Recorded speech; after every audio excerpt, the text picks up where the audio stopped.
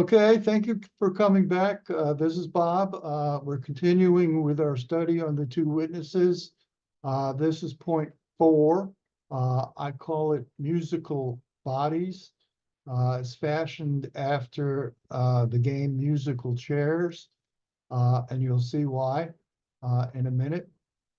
If you remember point 3, we talked about the fact that the word remain is critical, because if it wasn't for the word remain, then everyone who was alive in Christ and everyone who was dead in Christ would have been changed and would have gone to heaven in the rapture.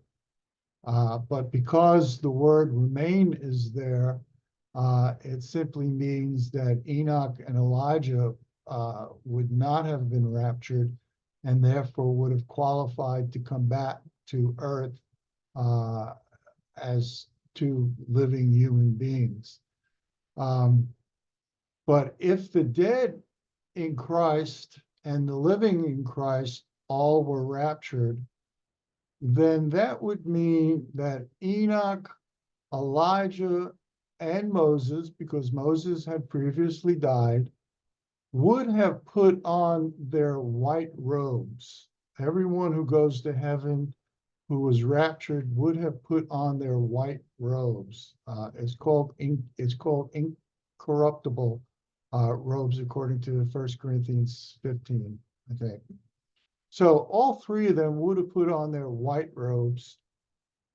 But we had an interesting thought, another interesting problem, and that is, after Moses would have put on his white robe, and if he is one of the two witnesses, he would have quickly had to take off that white robe and put on mortality or corruption and come back to earth as a human being. So he would have started as a regular human being, corruption. He would have been raptured. He would have put on his incorruptible white robe. He would have then have to have come back to earth and taken off that white robe and taken off the white robe and become with what they call a corruptible body. So he would have had to have taken off, done a lot of robe changes in order to qualify as one of the two witnesses.